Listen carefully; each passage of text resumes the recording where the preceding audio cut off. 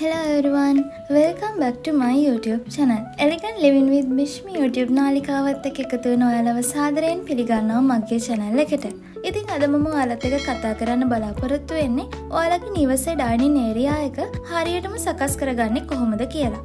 ගොඩක් දෙනෙක් හිතන් ඉන්නේ dining area එක කියන්නේ අපිට කෑම ගන්න විතරක් තියෙන තැනක් කියලා. මම කියනවා ඔයාලට ඒක එහෙම නෙවෙයි කියලා. එහෙම නොවෙන්න හේතුව තමයි පවුලේ හැමෝම එකට එකතු වෙන තැන, සතුරු සාමීචියේ යෙදෙන තැන, පවුලේ එකිනෙකා එයාලගේ අදහස් බෙදා ගන්න තැන මේ කෑම මේසය. එහෙමත් නැත්නම් dining area එක කියන්නේ. ඉතින් පවුලේ එකිනෙකා අතර ලොකු බොන්ඩ් එකක් නිර්මාණය කරන තැනක් වෙන නිසා අපිට මේ ඒරියා එක ගොඩක් වටින තැනක් වෙනවා. හැබැයි ගොඩක් දෙනෙක් මේ වගේ ඩයිනින් ඒරියා එකක් ඩිසයින් කරද්දි නොදැන කරන වැරදි කිහිපයක් ගැන මම අද ඔයාලත් එක්ක කතා කරන්න සූදානම් වෙලා ඉන්නවා.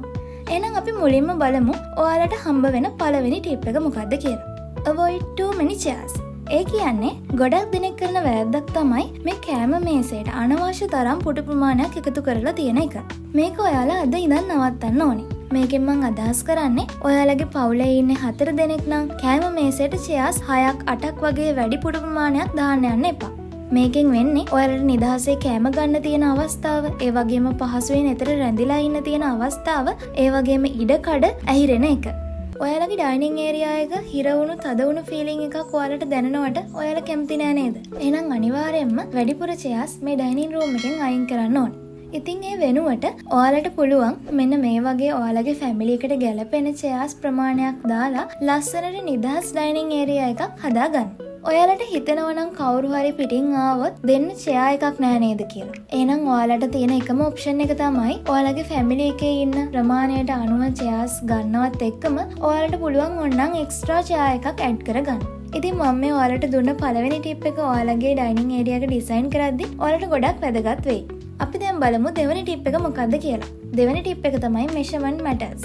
මේ sizes ගැන කතා කරද්දී අපිට dining area එකේ මෙන්න මේ කරුණු ගැන ඔයාලා දැනන් ඉන්න ඕනේ. පළවෙනි කාරණය තමයි අපි dining table එක place කරන්න ඕනේ අවම වශයෙන් wall එකේ ඉඳලා table එකට අඩි 3ක දුරක්වත් තියෙන්න ඕනේ.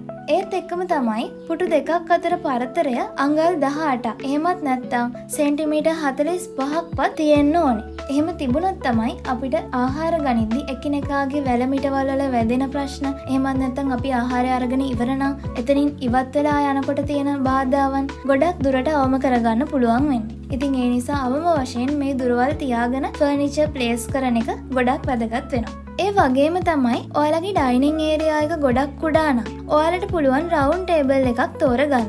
ඒත් එක්කම තමයි ඔයාලගේ ඩයිනින් ඒරියා එකට ලොකු ස්පේස් එකක් ඔයාලට තියෙනවා නම් අනිවාර්යෙන් ඔයාලා රෙක්ටැන්ගියුලර් ටේබල් එකකට යනවා නම් හොඳයි. මේකෙන් ඔයාලට ඔයාලගේ ස්පේස් එක ගොඩක් පිරුණු ස්වභාවයක් ගන්න පුළුවන්. අපි දැන් බලමු ඔයාලට ලැබෙන තුන්වෙනි ටිප් එක මොකක්ද කියලා. තුන්වෙනි ටිප් එක තමයි dining area colors and vibes. ඉතින් ඔයාලට dining area එකට colors තෝරගනිද්දි ගැළපෙන වර්ණ තෝරගන්න එක ගැන සැලකිලිමත් වෙන්න වෙනවා. ඔයාලගේ dining area එකේ ප්‍රමාණය. ඒ කියන්නේ ඔයාගේ dining area එක කුඩා නම් අනිවාර්යෙන් ඔයා light colors වලට යන්න ඕනේ. ඒත් එක්කම ඔයාගේ dining area එක ටිකක් ලොකුයි නම් ඔයාට පුළුවන් dark colors වලට යන්න, ඒ වගේම medium colors වලට යන්න පුළුවන්. ඒත් එක්කම ඔයා බලන්න ඕනේ කොයිතරම් දුරට ඔයාගේ dining area එකට ඔයාට ස්වභාවික ආලෝකය ලැබෙනවද? එහෙම ලැබෙන්නේ නැද්ද? එහෙනම් මොන වගේ colors ද use කරන්න ඕනේ කියන එක ගැන ඔයා සැලකිලිමත් වෙන්න ඕනේ. ඉතින් මම මේ පෙන්නලා තියෙනවා වගේ rich navy blue, olive green, warm beige, dusty rose, terracotta වගේ colors use කරලා මේ වගේ ආකර්ෂණීය සෞම්‍ය timeless look එකක් ඔයාගේ dining area එකට add කරගන්න පුළුවන්. ඒ වගේම ඔයාලට ඔයාලගේම color theme එකකට උනත් ඔයාලට ගැලපෙන විදිහට dining area එක design කරගන්න පුළුවන්. දැන් අපි බලමු dining area එකට හොඳ rich vibe එකක් ගන්න මොනවද අපිට කරන්න පුළුවන් කියලා. මේ ස්ලයිඩ් එකේ පෙන්නලා තියෙනවා වගේ ඔයාලගේ ඩයිනින් ඒරියා එකට ඇතුල් වෙනකොට ඔයාට හොඳට කැපිලා පේන වෝල් එකට ඔයාට පුළුවන් මෙන්න මේ වගේ ලස්සන ඩිසයින් එකක් තියෙන ඇක්සන්ට් වෝල් එකක් නිර්මාණය කරගන්න. ඒකෙන් ඔයාගේ ඩයිනින් ඒරියා එක තවත් ආකර්ෂණීය කරගන්න පුළුවන්. එහෙමත් නැත්නම් ඔයාලට පුළුවන් මේ පෙන්නලා තියෙනවා වගේ ලස්සන ආර්ට් පීසස් අරගෙන ඔයාගේ ඩයිනින් ඒරියා එකේ වෝල් එකට ප්ලේස් කරන්න. ඉතින් මේ වගේ දේවල් වලින් ඔයාගේ ඩයිනින් ඒරියා එකට අලුත් වයිබ් එකක් එකතු කරගන්න පුළුවන්. අපි දැන් බලමු ඔයාලට ලැබෙන හතරවෙනි ටිප් එක මොකක්ද කියලා. අපේ හතරවෙනි ටිප් එක තමයි common mistakes to avoid. මේකෙදි මම කතා කරන්නේ ගොඩක් දෙනෙක් dining area එකක් ඩිසයින් කරද්දි කරන පොදු වැරදි කිහිපයක් ගැන. මේ ස්ලයිඩ් එකේ පෙන්නලා තියෙන පළවෙනි පින්තූරය වගේ කුඩා රූම් එකකට මේ වගේ අනවශ්‍ය ටේබල්, අනවශ්‍ය චෙයර්ස් දාන්න යන්න එපා. ඒක අනිවාර්යෙන් ඔයාලා නවත්තන්න ඕනේ. ඒ වගේම තමයි මේ දෙවෙනි රූපයෙන් පෙන්නලා තියෙනවා වගේ එකිනෙකට ගැලපෙන්නේ නැති ෆර්නිචර්ස්, එක එක අයිටම්ස් ඇඩ් කරලා ඔයාගේ ඩයිනින් ඒරියා එකේ තියෙන සුන්දරත්වය නැති කරගන්න එපා. උදාහරණයක් විදියට කිව්වොත් හොඳ මොඩර්න් ටේබල් එකකට ප්ලාස්ටික් චෙයර්ස්, කැන්ඩල්ස් ඔය වගේ ගැලපෙන්නේ නැති දේවල් ඇඩ් කරන්න යන්න එපා. ඒ වෙනුවට ඔයාලට පුළුවන් මොකක් හරි කන්සෙප්ට් එකකට අනුව ඔයාලගේ ඩයිනින් ඒරියා එක ලස්සනට ඩිසයින් කරගන්න. උදාහරණයක් විදියට මම මේ පෙන්නලා තියෙනවා වගේ මොඩර්න් මිනිමලිස්ටික්, ඉන්ඩස්ට්‍රියල්, ට්‍රොපිකල් වගේ ඕනෙම කන්සෙප්ට් එකකට ඔයාලට ඩිසයින් එක කරගන්න පුළුවන්. ඒ වගේම තමයි අඳුර ගොඩක් වැඩි තැන්වල මේ වගේ ඩයිනින් ඒරියාස් ඩිසයින් කරන්න යන්න එපා. ඒකින් වෙන්නේ ඔයාගේ මනසට තියෙන සුවතාවය, ඔයාගේ නිදහස නැති වෙන එක. ඒ වෙනුවට ඔයාලට පුළුවන් හොඳ ස්වභාවික ආලෝකය ලැබෙන තැනක ඔයාගේ ඩයිනින් ඒරියා එක රීප්ලේස් කරන්න. මේ ස්ලයිඩ් එකෙන් ඔයාලට ඒ ගැන අයිඩියා එකක් ගන්න පුළුවන්.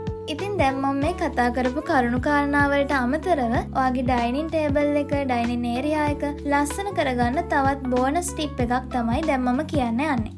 දැන් ඔයාලට බලා ගන්න පුළුවන් මේ ස්ලයිඩ් එකේ පෙන්නලා තියෙනවා වගේ ඇසෙසරිස් ඔයාලට යූස් කරන්න පුළුවන් ඔයාගේ ඩයිනින් ඒරියා එක ලස්සන කරගන්න. මේ වගේ යුනික් අයිටම්ස් ඔයාගේ ඩයිනින් රූම් එක ඩිසයින් කරද්දී ඔයාගේ කලර්ස් වලට, ඔයාගේ කන්සෙප්ට් එකට ගැලපෙන්න තවත් ලස්සන කරගන්න යූස් කරන්න පුළුවන්. ඉතින් මේ දේවල් ඔයා යූස් කරලා ඔයාගේ ඩයිනින් ඒරියා එක ලස්සන කරගන්න වගේම ඔයාගේ පවුලේ අය එකට එකතු වෙලා වැඩි වෙලාවක් ඉන්න කැමැතිම තැන බවට පත් කරගන්නත් ඔයාට හැකියාව තියෙනවා. ඒ වගේම විශේෂ කාරණයක් තියෙනවා. ඉතින් ඔන්න ඔයාලටත් අවස්ථාවක් තියෙනවා මේ වගේ ඇසෙසරිස් අපෙන් මිලදී ගන්න. ඒ ගැන වැඩිදුර විස්තර දැනගන්න ඕන නම් අනිවාර්යෙන් වීඩියෝ එකට පහලින් කමෙන්ට් එකක් දාලා තියන්න. ඉතින් මම හිතනවා ඔයාලට මේ වීඩියෝ එක ඔයාලගේ ඩයිනින් ඒරියා එක චේන්ජ් කරගන්න, ලස්සන කරගන්න වගේම අලුතෙන් හදන කෙනෙක් නම් අනිවාර්යෙන් හරි විදියට කොහොමද ඩිසයින් එක කරගන්නේ කියලා මේ වීඩියෝ එක ගොඩක් උදව් වුණා කියලා. මේ වීඩියෝ එක ඔයාලටත් වැදගත් වුණා කියලා හිතනවා නම් අනිවාර්යෙන් තවත් කෙනෙක්ටත් බලන්න ෂෙයා කරන්න. තාමත් අපිව සබස්ක්‍රයිබ් කරලා නැත්නම් දැන්ම පහළ තියෙන සබස්ක්‍රයිබ් බටන් එක ක්ලික් කරලා බෙල් බටන් එකත් ක්ලික් කරලා තියාගන්න. අපි වීඩියෝ එකක් දාපු ගමන් ඔයාලගේ ළඟටම ගෙන්න ගන්න පුළුවන්. ඔයාලගේ වටිනා කියන අදහස් පහළ කමෙන්ට් සෙක්ෂන් එකේ කමෙන්ට් එකක් විදියට දාන්න අමතක කරන්න එපා. එහෙනම් මම මේ වීඩියෝ එක මෙතනින් අවසන් කරනවා. ඊළඟ වීඩියෝ එක එනකන් අනිවාර්යෙන් අපිත් එක්ක රැඳිලා ඉන්න කියලා ආරාධනා කරනවා. Have a nice day. Bye bye.